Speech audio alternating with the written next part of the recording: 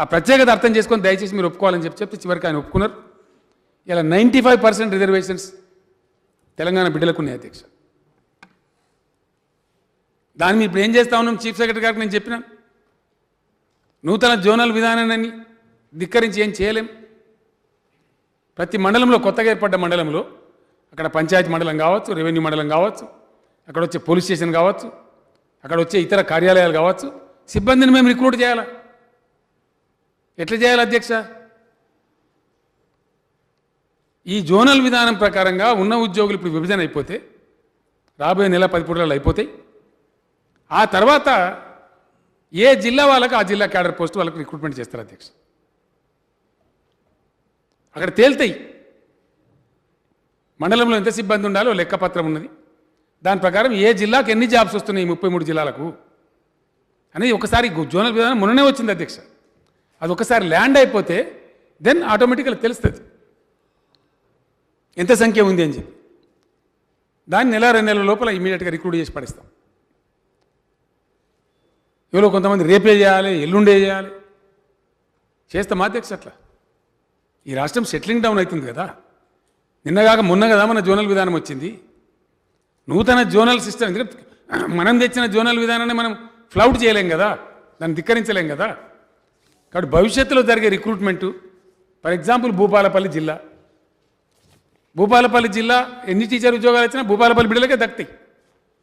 నారాయణపేట జిల్లా నారాయణపేట వాళ్ళకే దక్కుతాయి. గద్వాల జిల్లా గద్వాల వాళ్ళకే దక్కుతాయి. ఎక్కడి వాళ్ళకి అక్కడ వస్తాయి.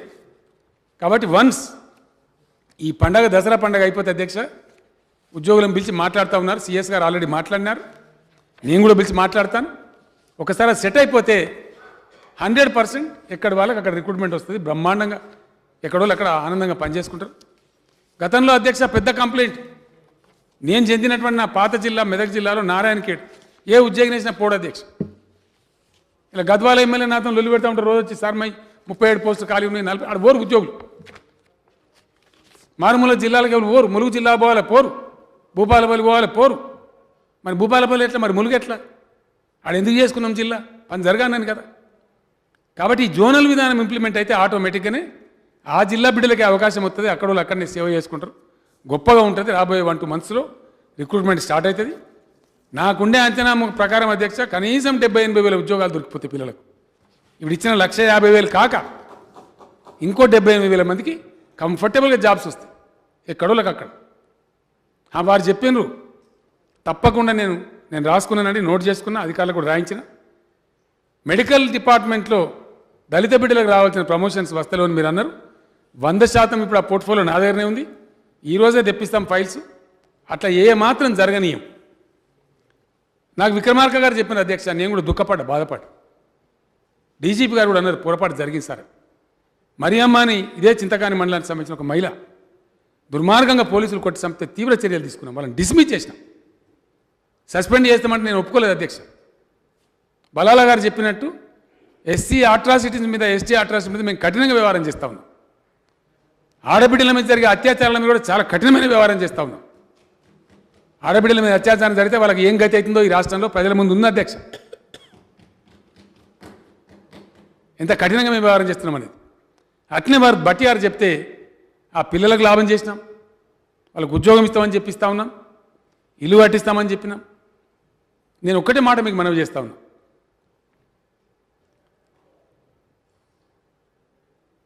ఖచ్చితంగా ఒక 10 లక్షలు ఇచ్చి దళితులు బాగుపడిపోయినారు అని సంతోషపడాలి, అక్కడ ఉండమండి. ఇందాక మిత్రుడు కిషోర్ గారు చెప్పినారు, ఆనంద్ గారు కూడా చెప్పినారు, ఇంకోటి కూడా చెప్పినాం అధ్యక్ష. మా రెడ్డి నాయక్ గారు ఉన్నారు, ఇతర మా ఎమ్మెల్యేలను, మా మహిబాద్ శంకర్ నాయక్, నాకు ఇంకో నారాయణఖేడ్ భూపాలెడ్డి, పొద్దున్న లేస్తే పట్టుకున్న తండకు రోడ్ సైడ్ లేదు సార్, తండకు రోడ్ లేదు సార్. 70 కోట్ల రూపాయలు ఇచ్చాం అధ్యక్ష నారాయణఖేడ్కి. మళ్ళీ పోతున్నాను మళ్ళీ 2 తండాలు కావాలి. నేనన్నా ఇది ఏం అంతులేని కథనాయా బాబు. నేను మన చీఫ్ సెక్రటరీ గారిని రిక్వెస్ట్ చేసి ఇట్లా కాదండి, ఇది పద్ధతి కాదు.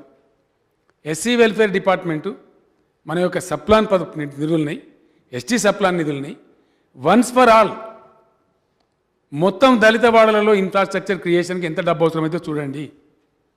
ఓ 3,000 కోట్ల 4,000 కోట్ల ఒక సంవత్సరం కాబట్టి 2 సంవత్సరాలు చేసుకుందాం, కానీ అది కంప్లీట్ అయిపోవాలి, ఈ షికాయత్ నాకు రావద్దని చెప్పినాం. అన్ని జిల్లా కలెక్టర్లకు ఆదేశాలు పోయినాయి, ఆల్రెడీ చేస్తూ ఉన్నారు. ఫర్ ఎగ్జాంపుల్ మోడల్గా తీసుకున్నటువంటి చిత్తకాని ప్రజల్లో ఒక విశ్వాసం కూడా కలగాలి కాబట్టి 100% ఇన్ఫ్రాస్ట్రక్చర్ క్రియేట్ చేస్తాం అధ్యక్ష. అక్కడ అది మోడల్గా ఉంది కాబట్టి, పైలట్ కాబట్టి. అట్లానే అన్ని కాన్స్టిట్యున్సీలలో కూడా ఈ గిరిజన వాడలు కానీ దళిత వాడలు కానీ మిగిలిపోయిన ఇన్ఫ్రాస్ట్రక్చర్, అది కరెంటు స్తంభాలు కావచ్చు, థర్డ్ వైర్ కావచ్చు, సీసీ రోడ్లు కావచ్చు, డ్రైన్స్ కావచ్చు, శాచురేషన్ మోడ్లో టేకప్ చేస్తూ ఉంది గవర్నమెంట్. నేను హామీ ఇస్తా ఉన్న గౌరవ సభ్యులకు అది కూడా కంప్లీట్ చేస్తాం అధ్యక్ష. 1 సంవత్సరం చేయలేకపోవచ్చు, ఫేజ్డ్ మేనర్లో ఖచ్చితంగా అన్ని గిరిజన వాడలు దళిత వాడలు మాత్రం 100% కంప్లీట్ చేస్తాం అధ్యక్ష. అక్కడ ఎవరికి సందేహం అవసరం లేదు. ఇట్లా ఈ రాష్ట్రాన్ని అనేక రకాలుగా చేసుకుంటూ ఈ రక్షణ నిధి నాకు చాలా వ్యక్తిగతంగా నమ్మకం ఉంది అధ్యక్ష. ఇవాళ దళితుల కుటుంబాల్లో చర్చ జరుగుతూ ఉంది బట్టి గారు అన్నట్టు, ఒక ఆశ చిగురించింది. నాకు అక్కడక్కడ వాళ్ళు తారసపడితే నేను అడుగుతా ఉన్నా, మీరు ఏం మాట్లాడుకున్నారు, మీ ఇంట్లో మాట్లాడుకున్నారా, ఏం పెట్టుకుందాం అనుకుంటారు, ఎక్కడో అక్కడ ప్రణాళికలు సిద్ధం చేసుకుంటున్నారు అధ్యక్ష. చాలా సంతోషం. ఒక ఆయన మొన్న కరీంనగర్ ఆయన 11 లక్షల రూపాయలు కాస్ట్ అయితే ఆయన 1 లక్ష కలిసి తెచ్చుకున్నాడు అధ్యక్ష. డైరీ ఫామ్ పెట్టుకుంటే కొద్దిగా కాస్ట్లీగా కొనుక్కున్నాడు ఆయన. ఇంకో 1 లక్ష మాకు ఎక్కువైనా సరే చేస్తామని చెప్పిన ఆయన కట్టుకున్నాడు, తెచ్చుకున్నాడు. మనం 10 lakhs ఇస్తే ఆయన ఇంకో 1,10,000 కలిపి 11 లక్షలతో యూనిట్ తెచ్చుకున్నాడు, పెట్టుకున్నాడు. నెక్స్ట్ డే నుంచి ఆయనకి ఇన్కమ్ కూడా స్టార్ట్ అయింది, పాలు పోస్తున్నాడు కాబట్టి నిబంధన లేదు, దీనిలో రిస్ట్రిక్షన్ లేదు. మిత్రుడు బలాల చెప్పినట్టు, ఇతర మిత్రులు చెప్పినట్టు ఇతర వర్గాలలో కూడా పేదలు ఉన్నారు. నేను ఒక్కటే మాట మనవి చేస్తా ఉన్నా ఈ రాష్ట్ర ప్రజానికానికి, సిన్సియర్గా మీ బిడ్డగా అపనమ్మకాలు చాలా సృష్టించే వాళ్ళు ఉంటారు, కురుస బుద్ధితో మాటలు చెప్పేవాళ్ళు ఉంటారు. మేము రాష్ట్రం చెప్తామని చెప్పినాం. తెలంగాణ ఉద్యమానికి బయలుదేరిన నాడు సావో రేవో తేల్చుకుంటా కానీ ఈ ఉద్యమాన్ని వదలని చెప్పిన నేను. ఉద్యమం దాటి పక్కకు జరిగితే నన్ను రాళ్లతో కొట్టి చంపమని చెప్పిన అధ్యక్ష. రాష్ట్రం తెచ్చి చూపించిన, సమయం ఎక్కువ పట్టవచ్చు కాక పోరాటాన్ని ఆపలే. అట్లానే వచ్చిన తర్వాత మేము ఏమేం చెప్పినామో, కరెంటు బాధ తీర్స్తామన్నాం అధ్యక్ష. 3 ఏళ్లలో 24 hours ఇస్తామంటే ఆ రోజున ప్రతిపక్ష నాయకులు జానారెడ్డి గారు లేచి నన్ను ఛాలెంజ్ చేసినారు, మీరు చెయ్యలేరు, ఇది అసాధ్యమే. మేము చేసి చూపిస్తామని చెప్పినాం, ఇలా అది నిజమైంది అధ్యక్ష. ఏ రాష్ట్రంలో లేని విధంగా 1 సెకండ్ కూడా విద్యుత్ పోకుండా high quality power 24 hours supply to all sectors చేసినాం. యాదాద్రి పవర్ స్టేషన్ ఒకసారి కంప్లీట్ అయితే సర్ప్లస్ స్టేట్గా కూడా మారబోతా ఉన్నాం అధ్యక్ష. సాగునీళ్ళు తెచ్చినాం, వ్యవసాయాన్ని స్థిరీకరించినాం, ఆకలి బాధ రూపుమాపినాం, విద్యా అవకాశాలు పెంచినాం. అంబేద్కర్ ఓవర్సీస్ స్కాలర్షిప్లు అధ్యక్ష ఏ రాష్ట్రం మీద 20 లక్షలు ఇస్తూ ఉన్నాం. గిరిజన బిడ్డలకు, దళిత బిడ్డలకు, జ్యోతిరావు పూలే పేరు పెట్టి బీసీ బిడ్డలకు, మైనార్టీ పిల్లలు చదువుకుంటామంటే ఐఏఎస్ శిక్షణ మీ ఇష్టమైన కాడ చదువుకోమని చెప్పినాం. అక్బరుద్దీన్ ఓవైసీ గారు అడిగితే అందరికీ అవకాశం ఇచ్చినాం. దళిత బంధు లాంటి పథకమే బంగారు తెలంగాణ అంటే అధ్యక్ష, తెలంగాణలో ఉన్న అన్ని కుటుంబాలు ఏదో 1,03,00,000 కుటుంబాల లెక్క మనకు ఉందో, 1,10,00,000 కావచ్చు, 5 లక్షలు కావచ్చు, ప్రతి కుటుంబం కూడా సమున్నతమైన గౌరవంతో, ఆర్థిక స్వావలంబనతో, నా తెలంగాణలో నేను గొప్పగా బతుకుతున్నటువంటి లక్ష్యంతో బతకాలనేదే మా ఉద్దేశం. తెలంగాణ తెచ్చిందే దానికోసం. దాని దిశగా మేము బలమైన అడుగులు వేసినాం, ముందు పోతా ఉన్నాం, డెఫినెట్గా చేస్తాం. గిరిజనుల పొడుబూల సమస్య ఉంది అధ్యక్ష. మొన్న వారు ఎమ్మెల్యే అనసూయ గారు మాట్లాడినారు, కోడెం వీరయ్య గారు మాట్లాడినారు. తప్పకుండా దాన్ని పరిష్కారం చేస్తాం, కానీ ఒక గ్యారంటీ తీసుకోవాలి మనం. ఆ విషయంలో మాట్లాడే పెద్దలు ఒకటి మనం గ్యారంటీ చేసుకోవాల్సిన అక్కడ ఉంటుంది అధ్యక్ష. అడవులు కూడా పరిరక్షించబడాలి. నేను మొన్న మనవి చేసినట్టు ఒక 6 లక్షలు 7 లక్షల ఎకరాలు వాళ్ళు కొట్టుకొని దున్నుకుంటున్నారు పాపం. వాళ్ళ పాపం ఇంకేం లేదు ఆదాయం. ఇలా 2 రకాలున్నారు అధ్యక్ష. ఏం లేక పాపం గిరిజనులు అడవిని కాపాడతారు అధ్యక్ష. వాస్తవానికి వాళ్ళు ధ్వంసం చేయరు. అడవి ఉంటే మేము బతామని వాళ్ళ ఉద్దేశం ఉంటుంది. కాబట్టి వాళ్ళు 1 ఎకరమో 6 ఎకరమో దున్నుకొని చేసుకునే వాళ్ళు ఉంటారు. వాళ్ళకి చేయాలి, కానీ వాళ్ళని అడ్డం పెట్టుకొని 100 ఎకరాలు కొట్టేసే దొంగలు కూడా ఉన్నారు. వాళ్ళని డిఫరెన్షియేట్ చేయాలి. అటవీ అధికారులకు నేను ఆదేశం ఇచ్చినాను. నిన్ననే వాళ్ళు సమావేశమైనారు. వాళ్ళు 2 సూచనలు చెప్పినారు. ఇక్కడ మనం సాల్వ్ చేసుకునేది కొంత ఉంది, గిరిజనేతరుల గురించి కొన్ని రిలాక్సేషన్స్ కేంద్రాన్ని అడిగేది ఉందని చెప్పినారు. మనం సాల్వ్ చేసేదైతే ఏదైతే 5 లక్షల ఎకరాలు చేయగలుగుతామో ఇమీడియట్ దాని కార్యాచరణ మొదలు పెడదాం. ఎస్, మీ ఆధ్వర్యంలోనే, శాసనసభ్యుల ఆధ్వర్యంలోనే క్లెయిమ్స్ అడుగుదాం, దరఖాస్తులు పెట్టుకోమందాం. మీరే కూర్చోండి, దానికి నాయకత్వం మీరే వహించండి, అప్లికేషన్లు తీసుకోండి, ఎలిజిబుల్ వాళ్ళందరి వరకు ఇచ్చేద్దాం. ఏదైతే ఇన్ఎలిజిబుల్ ఉందో గిరిజనేతరులు ఉన్నారో అది గవర్నమెంట్ ఆఫ్ ఇండియాకు రిలాక్సేషన్కి అడుగుదాం. ఇది సాల్వ్ చేసేద్దాం. షార్ట్ పీరియడ్లో వర్క్ కూడా స్టార్ట్ చేద్దాం. మన మిత్రులు వీరయ్య గారు అన్నారు ఆలస్యం అవుతుంది సార్, మీరు తొందరగా చేయండి అని చెప్పినారు.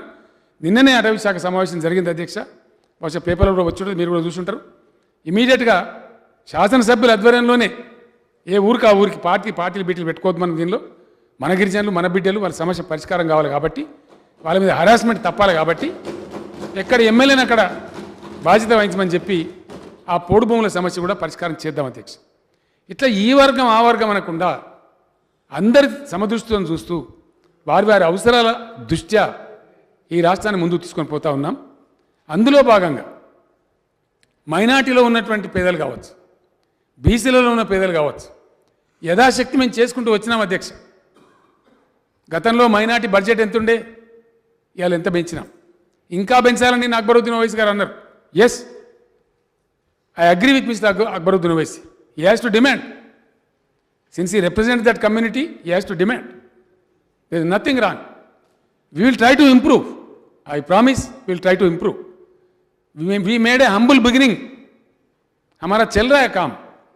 आगे के लिए भी और काम करते रहेंगे इंशाल्लाह, और काम बढ़ाते रहेंगे, और भी नए नए प्रोग्राम लाएंगे.